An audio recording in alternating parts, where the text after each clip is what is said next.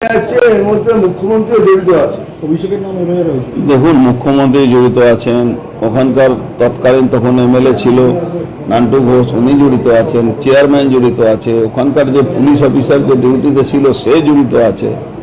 তো পুরো নেক্সাস এই ডেড বডিকে ডিসপোজাল করা যায় না, অতি শীঘ্রই যাতে ডবল পোস্টমর্টম না হয়, সঠিক তথ্য না বেরোয়, এই জন্য তো পুরো ব্যাপকভাবে চেষ্টা হয়েছিল। এ তো সবাইকে, মমতা ব্যানার্জি তো আছেনই, মমতা ব্যানার্জিকেও এর সঙ্গে এই আওতা আনা দরকার আছে। সুন্দর করে মমতা ব্যানার্জি নিজেও স্বীকার করেছিলেন যে আমি রাত 3টে অবধি বিনীত গোয়েলের সঙ্গে কথা বলে এটা সব ঠিকঠাক করেছি। মমতা ব্যানার্জি তো টাকা পাঠিয়েছিলেন, 10 লাখ ব্রাইড পাঠিয়েছিলেন যে এটা নিয়ে একটু অভিষেক, সবই তো উনি তো ইনভলভ ছিলেন, পুরোপুরি ইনভলভ আছে। এই কেসে গ্রেপ্তার হওয়ার সম্ভাবনা আছে মুখ্যমন্ত্রী? আমি সে জানি না তদন্ত কোন জায়গায় গেছে, এটা তো। কিন্তু 3 IPS সাসপেন্ড হয়েছে, 3 IPS জেলে যাওয়া উচিত আছে। এবার তো প্রসিডিং হবে, ওদের ইনকোয়ারি চলবে, জেল যাবে, সবই হবে। অভিষেক বন্দ্যোপাধ্যায়ের নামে এফআইআর হয়েছে।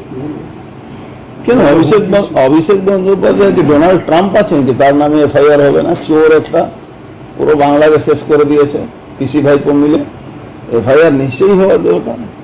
অমিত শাহর নামে কুরুচিকর কথা, হুমকি। অমিত শাহর নামে তো বলেছিল, তখন তো আমি বলেছিলাম অমিত শাহর তো বাবা নাম সবাই জানে, ওর বাবা নাম কে জানে? ডিএনএ টেস্ট করা ওর বাবাটা কে আছে, আগেও বলেছিলাম।